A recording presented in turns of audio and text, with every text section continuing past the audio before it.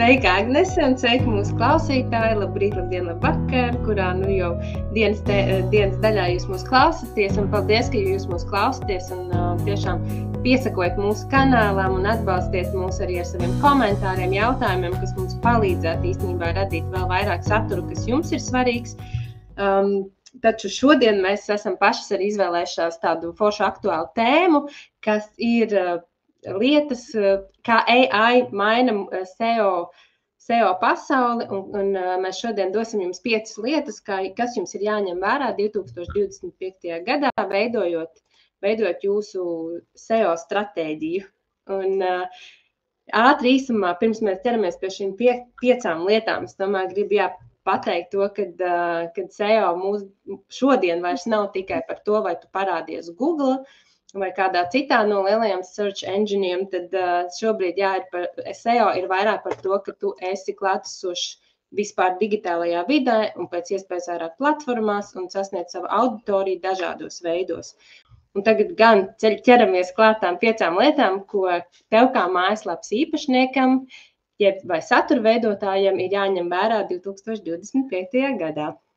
Pirmā lieta, ļoti svarīga, pati svarīgākā, ir tā, ka tev ir jāsaprot, kāds ir tava klienta, tavas auditorijas, tas patiesais meklējuma mērķis, ko viņš grib atrast, rakstot savu vaicājumu, teiksim, iekšā Google vai meklējot jau tagad arī ChatGPT vai visās pārējās iespējamās AI platformās, vai sociālajās platformās, kur mēs meklējam informāciju.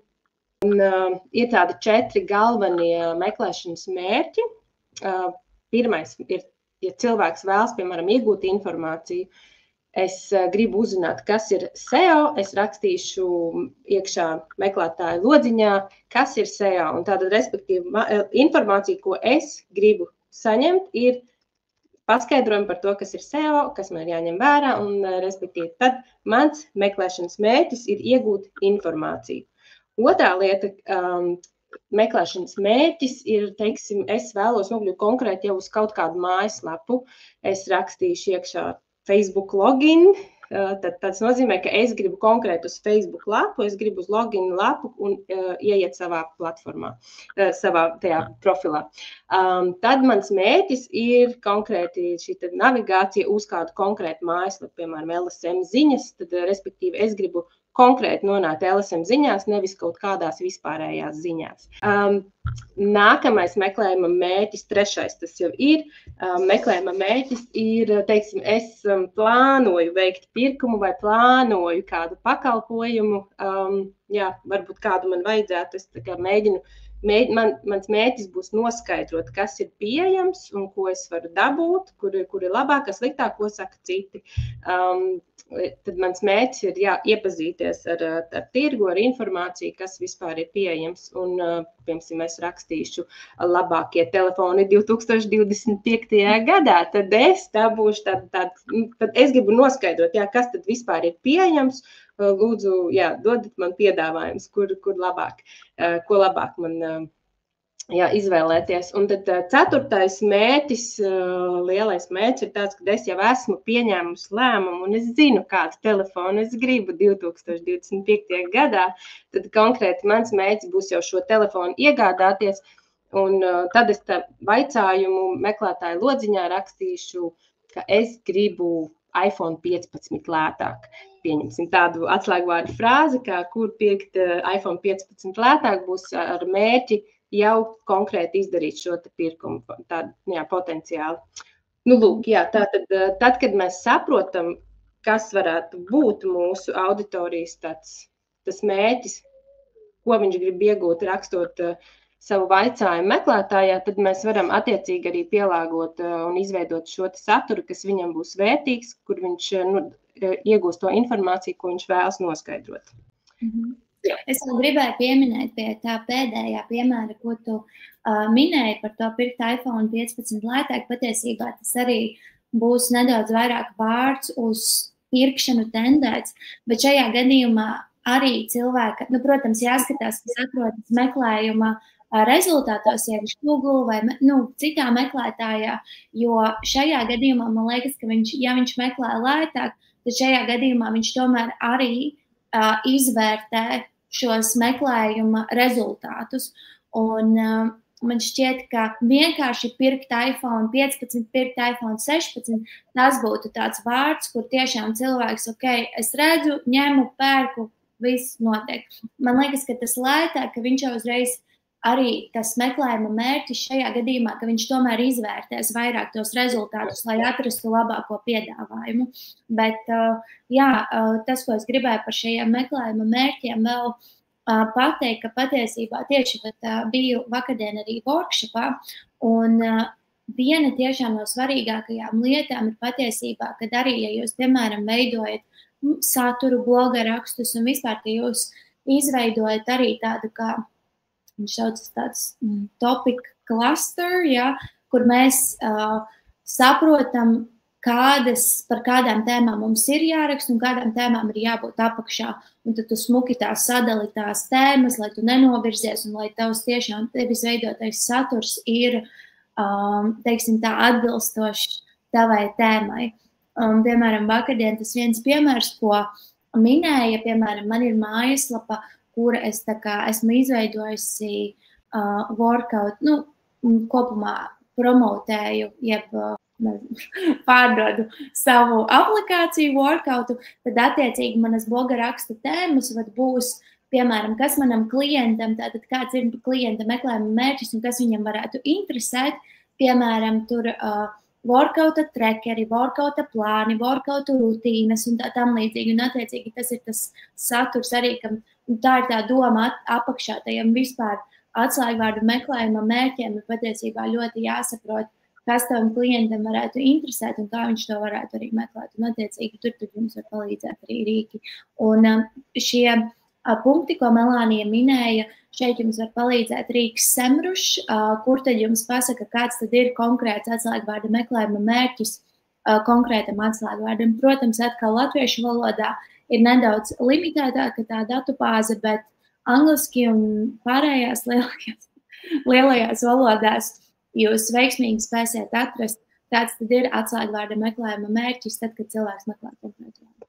Vēl es varbūt arī gribēju vēl padalīties ar mūsu klausītājiem, un ar tevi jau padalījies par to pētījumu, ko es skatījos par SearchGPT, kas kā piemēram izskatās šie meklējuma mērķi tur.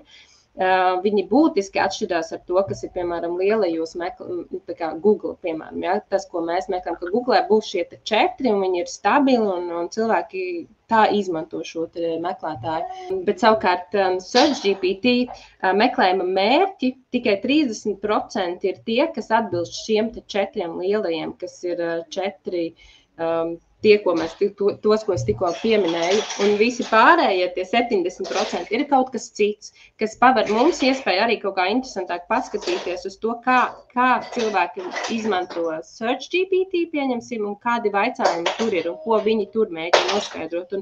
Un tas ir arī viens, ko es pat arī vēlos paeksperimentēt, kas vispār strādā, kāds saturs, piemēram, strādā tieši uz SearchGPT, kādu saturu cilvēki tur meklē, un ka tur arī var parādīties kaut kādas jaunas šķautnes vispār tādā meklējuma mērķī.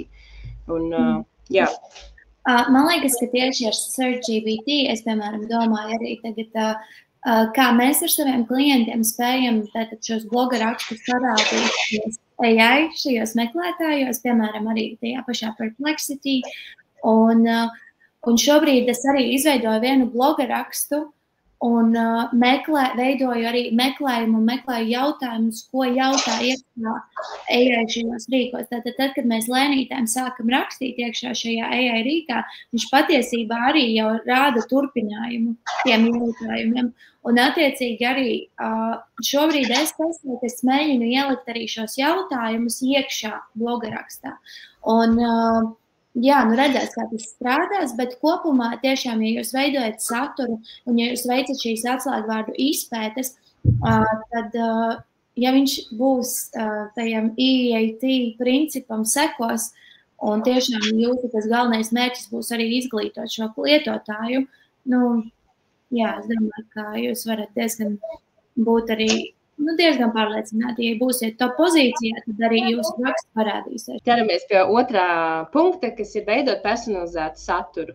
Un personalizēts saturs būs tāds saturs, kas tavai auditorijai interesēs, un kā tu to vari noskaidrot, kas tad tavai auditorijai interesēs, būs šie rīki, ko mēs vienmēr pieminam, ir Google Analytics, Google Search Console, kur jūs varat redzēt konkrēti, kuras lapas jūsu mājaslapai, jūsu apmeklētājiem jau interesē, un kuri ir tie vaicājumi, pēc kā viņi nonāk jūsu lapā. Ļoti svarīga lieta ir tas, ka ja jūs izmantojat tātad Google Analytics un Google Search Console, kas ir ļoti ok, bet šajā gadījumā ir ļoti svarīgi, ja jums, piemēram, nav datu un ja jums nekad nav optimizēta lapa, tad šajā Google Search Console jums nemaz var neparādīties, par ko interesējas jūsu klienti.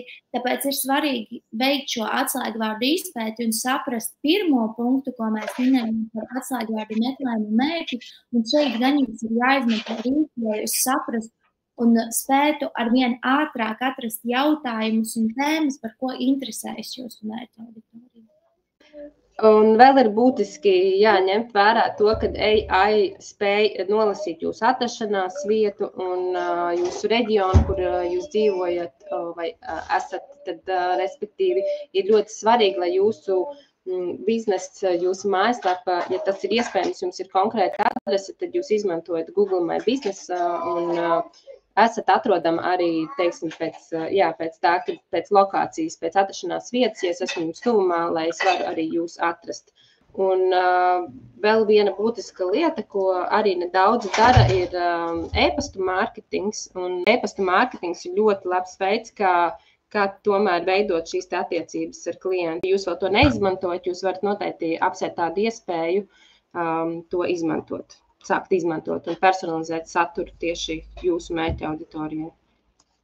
Trešais solis būtu lietotāja pieredze un jūsu mājaslapas ielādes ātruma nozīme. Un šajā gadījumā ir svarīgi atcerēties to, ka jūsu mājaslapai, tātad neskatoties uz to, ka jums ir jāpiemina gan šie atslēgvārdi, gan jāsaprot, kas tad ir jūsu mērķa auditorija, tomēr jūsu mājaslapai ir arī jāielādēs ātri. Tātad šo jau mēs arī esam minējuši mūsu iepriekšējos podkastos, bet ja jūs vēl neesat paspējuši pārbaudīt savu mājaslapas ielādes ātrumu, tad varat izmantot rīkus kā PageSpeed Insights vai arī GTmetrix. Bezmaksas rīki, kur varat pārbaudīt, kāds ir jūsu mājaslapas ielādes ātrums. Un šajā attiecīgi lietotāja pieredzē ir arī svarīgi, ka jūs esat salikuši arī tā kā šos elementus, kā pogas, ka cilvēks intuitīvi saprot, kā darboties ar jūsu lapu. Un attiecīgi, kad arī ir, ja ir kategorijas jums nosauktas, ka kategorijas ir skaidrs, ka cilvēks ienāk un saprot, kas vispār notiek ar jūsu mājaslapu. Un jā, tas arī būtu galvenais saistībā ar šo. Jā, ķersimies klāt 4. punktam, kas ir atcerēties par balss meklēšanu un izmantot dabisku valodu, veidojot saturu. Un tādi asistenti kā Google Assistant, Siri, Alexa ir tie, kur cilvēki meklē informāciju, un šis jau aizvien paliek vēl populārāks, un vēl vairāk cilvēku sāk to izmantot arī ikdienā. Un jums ir jāņem vērā tā vietā, lai rakstītu, teiksim, tikai īsas frāzes vai atslēgas vārdus.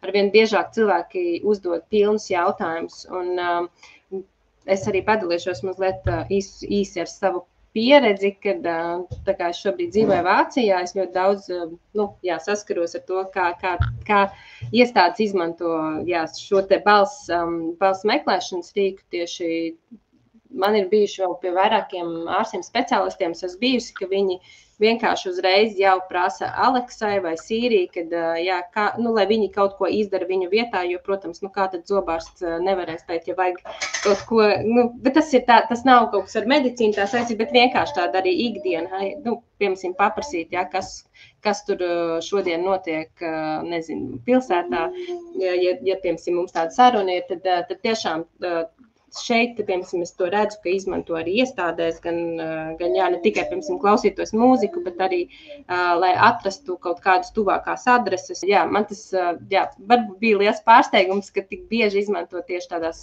visādās iestādēs cilvēki. Un, jā, šeit, piemēram, Vācijā es redzu, ka katrā mājā ir šis te asistents, kurš tiešām palīdz arī manā mājā viņš ir. Un, jā, un tiešām tie ir tie garie jautājumi, un tam iesakam jums fokusēties uz sarunvalodas frāzēm, uz jautājumiem, ko reāli cilvēks tev uzdotu, kā, piemēram, viņš sarunātos ar tevi. Un atbildes mēs sniedzam skaidras, īsas, un balss asistenti visbiežāk dod priekšroku īsām, precīzām atbildēm no 25 līdz 30 vārdiem. Jā. Šis, man liekas, ļoti, ļoti foršs tiešām punkts, jo arī tajā pašā ChatGPT arī ir voice search, un tu vienkārši arī vari ierunāt. Un, protams, ir jābūt prātīgi tad, kad jūs veidojat šo saturu, ja jūs tomēr gribat, lai šis saturs parādās uz konkrētām frāzēm un visu to iekšā meklētājos, protams, jums ir jāizmanto tā, kā tur ir rakstīts, ja? Bet šīs sarunvalodas frāzes tieši tā, tas ir vairāk uz to voice search, jeb to balss meklēšanu, un tas ir ļoti svarīgi. Vienkārši paturēt prātā, un vispār arī varbūt jūs varat iekomentēt, cik daudz no jums izmanto voice searchu, varat atstāt komentāru, to arī būtu interesanti, jo uzzināt, jo es, piemēram, pati es vairs neizmantoju voice search, reizēm es ar Siri parunājos, bet tā man, piemēram, apkārt cilvēki, viņi izmanto voice search. Kā ir ar tevi, Melānija? Tu teici, ka to laiku izmanto, vai? Nu, ka tu teici, ka tu māki. Bet es izmantoju viņu diezgan, man liekas, tā primitīvi, bet es izmantoju arī, teiksim, tur es atslēdzu visu jau kopā, ka es ar balsi varu kontrolēt, ieslēgt gaismas, izslēgt, tā kā tāda smart home mazlietiņa, ja? Bet kā es saprotu, ka es kaut kādā veidā arī tur aprobežos, bet es uzdod jautājumus, bet, teiksim, ja es zinu cilvēks, kas izmanto šo voice search, un viņi, piemēram, ChatGPT nevis raksta, bet ierunā konto. Un tas nav tikai par to, kad cilvēki tiešām, kuriem ir grūtības, piemēram, uztvert tekstuālu tekstu, viņam ir vieglāk audio, tad viņš labprāt izmantos šo te voice search, kur viņš var vienkārši sarunāties, jo tas ir vieglāk. Jā, šis ir ļoti, ļoti superīgs aspekts, ko tu pieminēji. Arī, piemēram, es zinu, ka Forbes un dažās citās lapās ir, man liekas, ka bija Forbes, jā, ka tu varēji kaut kādiem vai New York Times, neatceros konkrēti, kurā lapā, bet tu varēji uzspiest un tev nolasa visu rakstu tavā priekšā. Un man liekas, ka tas patiesībā arī ir ļoti, ļoti forši, ka tu tas arī padomās par citiem cilvēkiem, kuriem tieši tas, ko tu minēji, ka varbūt grūtāk uztvert šo informāciju tekstuāli. Mūsu pieejamais punkts ir sociālās platformas. Un šeit ir vairāk runa par to, kā jau mēs pašā sākumā minējām, ka SEO arī vairs nav tikai par parastajiem, tradicionālajiem meklētājiem, bet arī par vispār par informāciju, ka cilvēki meklē informāciju, izmantojot dažādas platformas. Un tādēļ šis ir ļoti svarīgi un saprast arī to, ka, ja, piemēram, jums ir ļoti jauna lapa, tad strādājiet pie sava zīmola atpazīstamības sociālajos tīklos. Mājaslapu optimizējiet paralēli tam, bet fokusējieties tiešām, teiksim tā, radīt savu to zīmola identitāti un zīmola atpazīstamību vairāk. Es teiktu, jā, tā kā par zīmola atpazīstamību. Un esiet šajās sociālo tīklu platformās. Arī, piemēram, ja jūs veidojat kādu bloga rakstu, paskatieties, vai tur gadījumā nav ļoti daudz, piemēram, tie paši TikTok video, YouTube video. Un vienkārši saprotat to, vai jūs arī nevarētu izveidot, piemēram, video īsāku pastāstīt, jo jā, bieži vien uzņēmēji saka, man šķiet, ka mana auditorija nav TikTokā un tā tam līdzīgi. Bet, tur ir savādāka nedaudz auditorija, bet viņa ir. Un ne jau par velti ļoti daudz biznesa izmanto TikToku arī sava uzņēmuma reklamēšanai.